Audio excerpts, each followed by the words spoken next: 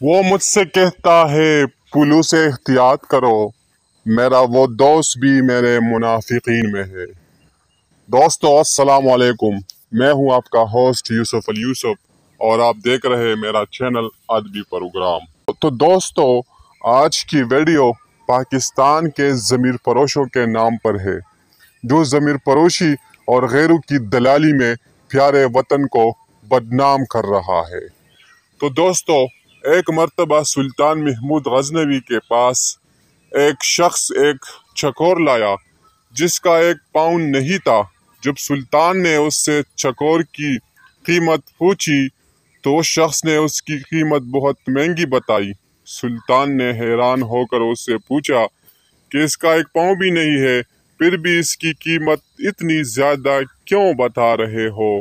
تو وہ شخص بولا کہ جب میں چکوروں کا شکار کرنے جاتا ہوں تو یہ چکور بھی شکار پر ساتھ لے جاتا ہوں، وہاں جا کر جال کے ساتھ اسے باندھ لیتا ہوں تو یہ بہت عجیب سی آوازیں نکالتا ہے اور دوسرے چکوروں کو بلاتا ہے۔ اس کی آوازیں سن کر بہت سے چکور آ جاتے ہیں اور میں انہیں پکڑ لیتا ہوں۔ سلطان محمود غزنوی نے اس چکور کی قیمت اس شخص کو ادا کی اور چکور کو فوراً ذبح کر دیا۔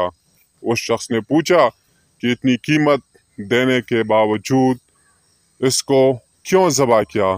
سلطان نے اس پر تاریخی الفاظ کہے، جو دوسروں کی دلالی کے لیے اپنوں سے غداری کرے اس کا یہی انجام ہونا چاہیے۔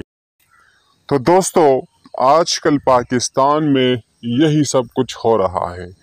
کچھ بے ضمیر لوگوں نے غیروں کی دلالی میں پاکستان کو بدنام کیا ہے اور مزید بدنام کرنے کی کوشش میں ہے۔ تو میں ان لوگوں کو یہ پیغام دینا چاہتا ہوں کہ خدا را اپنے پیارے وطن سے محبت کا اظہار کرے اور پیارے وطن کو مزید بدنامی سے بچائے۔ شکریہ۔